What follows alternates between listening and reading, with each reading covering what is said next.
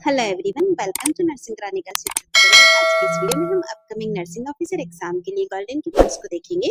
सबसे first point है हमारा normal position of uterus. Uterus का जो नॉर्मल पोजीशन होता है वो होता है हमारा anteversion and anteflexion. Second point है हमारा uterus weight varies from 50 to 80 gram and average is 60 gram. Uterus का जो वेट होता है वो 60 ग्राम होता है और अगर रेंज की बात करते हैं तो 50 से लेकर 80 ग्राम के बीच में होता है। A parturient is a woman in labour. जो वुमन लेबर उसे हम कहते हैं पार्चुरियंट।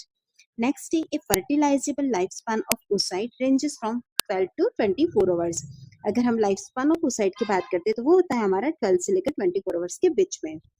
नेक्स्ट है fetal membrane consist of 2 layer. जो हमारी फिटल मेम्ब्रेन होती है उसके अंदर 2 लेयर्स होती है। जो आउटर लेयर होती है उसे हम कहते हैं कोरियन और जो इनर लेयर होती है उसे हम कहते हैं एमनियर। Next step, penetration of zona pellucida is facilitated by the release of hyaluronidase from the acrosomal cap. अगर हम बात करते हैं जोना पेल्यूसिडा के पेनिट्रेशन की तो यह किससे होता है? एक्रोसोमल कैप से हाइल्यूरोनिडेस जो होता है वो रिलीज होता है, जिसकी वजह से यह जो पेनिट्रेशन होता है वो होता है। नेक्स्ट है HCG is secreted by syncytiotrophoblastic cell. अगर हम बात करते हैं HCG की तो वो सिक्रेट होता है हमारा सिनसाइटियोट्रोफोब्लास्टिक सेल के द्वारा। पॉइंट है हमारा amniotic fluid appears dark brown colour इन इंट्रायूटेराइन डेथ। इंट्रायूटेराइन डेथ वाले केस के अंदर जो एमनियोटिक फ्लूइड होता है उसका कलर होता है डार्क ब्राउन कलर का। नेक्स्ट है LS to ACE ratio of 2:1 in the liquid एमनाइज signifies full maturity of the fetal lungs. LS to ACE यानी कि लेसिथिन टू स्फिग्नोमाइलिन जो रेशियो है अगर हमारा वो 2:1 है तो यह इंडिकेट कर रहा है कि यहाँ पर जो हमारे लंग्स है फिटल लंग्स वो फुल मैच्योर है। नेक्स्ट पॉइंट है हमारा lightening decreases in fundal height a few weeks before onset of labour is known as lightening. अगर हम देखेंगे तो ऑनसेट ऑफ लेबर से पहले क्या होता है, कुछ वीक पहले फंडल हाइट जो होती है वो थोड़ी सी डिक्रीज हो जाती है तो उसे हम कहते हैं लाइटनिंग। नेक्स्ट है linea nigra is visible as early as 20th week of pregnancy. Around the 20th week of pregnancy जो लिनिया निग्रा होता है वो विजिबल होता है। नेक्स्ट है percutaneous umbilical cord blood sampling also called cordocentesis. Cordocentesis का दूसरा नाम है हमारा percutaneous umbilical cord blood sampling. चलिए बढ़ते हैं नेक्स्ट पॉइंट की तरफ। परप्यूरियम पीरियड की बात करते हैं तो यह स्टार्ट होता है आफ्टर डिलीवरी और चलता है अप टू 6 वीक तक। इसकी स्टेजेस जो होती है अलग अलग होती है। यहाँ पर 3 स्टेजेस हमें दी गई है। सबसे फर्स्ट होता है इमीडिएट परप्यूरियम, सेकंड होता है अर्ली परप्यूरियम और थर्ड होता है हमारा remote puerperium.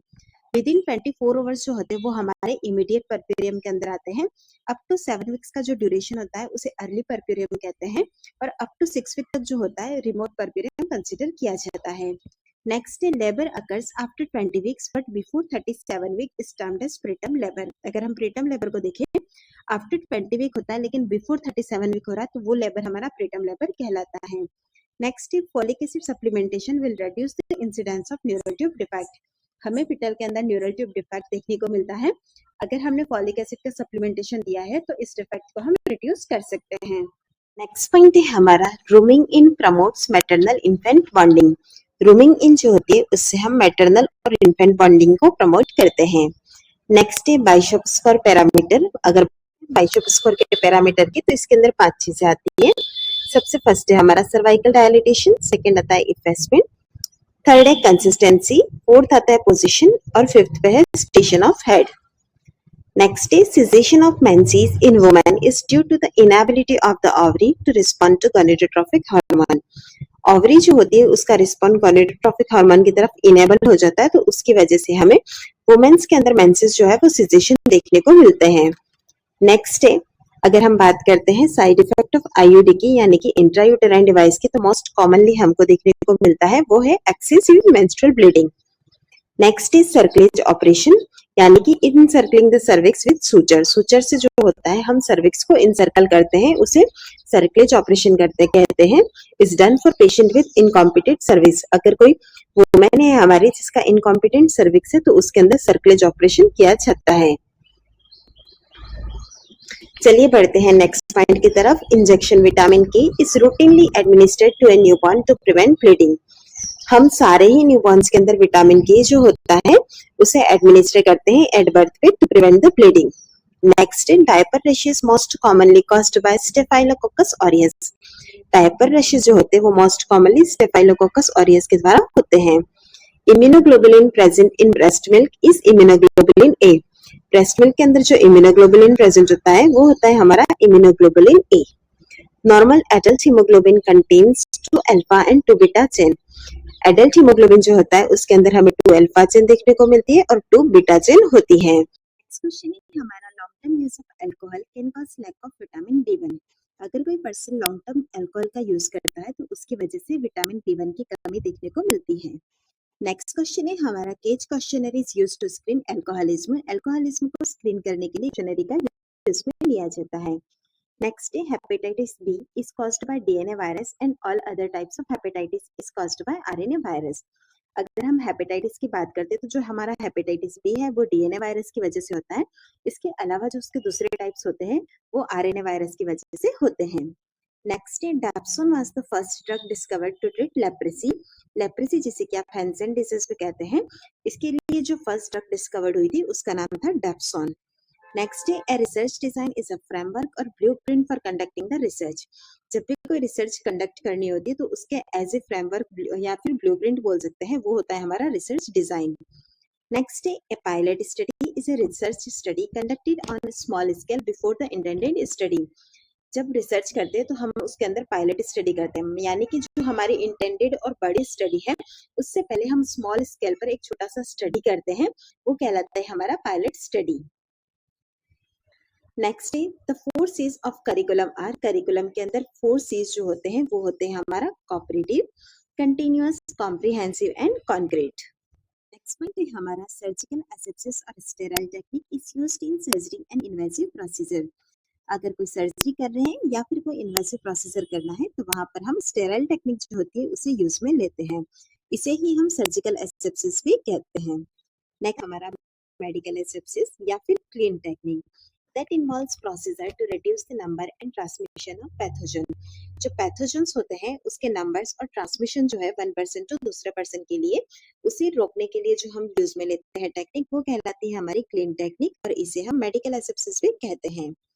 Next is gently pulling and inverting gloves when removing them decrease the risk of spreading the pathogen। जब हम ग्लव्स को रिमूव कर रहे हैं तो उस टाइम क्या करना है, जेंटली पुल करना है और इन्वर्ट करना है ग्लव्स को। इससे क्या होता है कि जो पैथोजन के स्प्रेड होने का रिस्क है वो डिक्रीज हो जाता है। नेक्स्ट है taping the Foley catheter to upper thigh helps to prevent accidental removal. Foley's catheter जो होता है उसके अंदर हमें एक्सीडेंटल रिमूवल देखने को मिलता है। इसके लिए हम क्या करेंगे, वो जो हमारा कैथेटर है उसे हम अपर थाई पर टैप करेंगे, जिसकी वजह से जो रिस्क है हमारा वो कम हो जाता है। नेक्स्ट पॉइंट है हमारा, hand washing is the single most effective method of prevention of microorganism transfer from one person to another in hospital setting. Hospital setting के अंदर क्या होता है, एक पर्सन से दूसरे पर्सन के अंदर माइक्रो ऑर्गेनिज्म जो होते हैं वो ट्रांसफर हो सकते हैं। इसे प्रिवेंशन करने के लिए एक मोस्ट इफेक्टिव मेथड है हमारा, वो है हैंड वॉशिंग। हैंड वॉशिंग से जो होता है हम इसे प्रिवेंट कर सकते हैं। नेक्स्ट है patient's position to perform colonoscopy is the left lateral position. Colonoscopy यानी कि विजुअलाइजेशन ऑफ द कॉलन। जब भी हम इस प्रोसीजर को परफॉर्म कर रहे हैं तो यहाँ पर हमें पेशेंट्स को जो पोजीशन देंगे वो होगी हमारी लेफ्ट लेटरल पोजीशन। नेक्स्ट है vastus lateralis is the preferred site for IM injection in infants. अगर हमें इंट्रामस्कुलरली इन्फेंट के अंदर इंजेक्शन को एडमिनिस्टर करना है तो हम उसके लिए जो यूज में लेते हैं वो होती है हमारी vastus lateralis site. Next point है हमारा, maximum volume of medication for a single IM injection in adult is 5 ml। अगर हम सिंगल आईएम इंजेक्शन दे रहे हैं एडल्ट के अंदर तो इसके अंदर जो मैक्सिमम वैल्यू होता है हमारा, मैक्सिमम वॉल्यूम वो होता है 5 ml।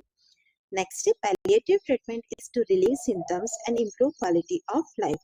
पैलिएटिव ट्रीटमेंट का मतलब क्या होता है कि हमें वो जो सिम्टम्स है उनसे रिलीव करना है, इसी के साथ ही क्वालिटी ऑफ लाइफ को इम्प्रूव करना है। इस तरह का जो ट्रीटमेंट होता है वो हमारा पैलिएटिव ट्रीटमेंट के अंदर आता है। नेक्स्ट है components of एसओएपी format is. एसओएपी format जो होता है उसके कंपोनेंट क्या होते हैं, सबसे फर्स्ट है हमारा सब्जेक्टिव डाटा, ओ यानी कि ऑब्जेक्टिव डाटा, ए का मतलब है असेसमेंट और पी यानी कि प्लान। नेक्स्ट पॉइंट है hypothesis is a statement of tentative prediction of relationship between two variables. दो वेरिएबल्स के बीच का एक टेंटेटिव प्रेडिक्शन का जो स्टेटमेंट होता है वो कहलाता है हमारा हाइपोथेसिस। अगर हम इसके टाइप्स की बात करते हैं तो यहाँ हमें मेनली 3 टाइप्स का देखने को मिलता है। एक होता है नल हाइपोथेसिस, नेक्स्ट है सिंपल हाइपोथेसिस और थर्ड होता है हमारा complex hypothesis. Null hypothesis state that there is no relationship between variables. Null hypothesis मतलब जो हमारे दोनों वेरिएबल्स हैं उनके बीच में कोई रिलेशनशिप नहीं है, तो उसे हम कहते हैं नल हाइपोथेसिस।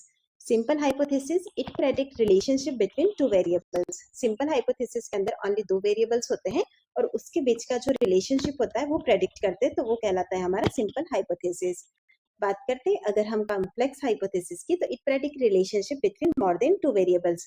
अगर दो से ज्यादा वेरिएबल्स है और उसके बीच का रिलेशनशिप प्रेडिक्ट कर रहे हैं, तो वो हमारा कॉम्प्लेक्स हाइपोथेसिस के अंदर आता है।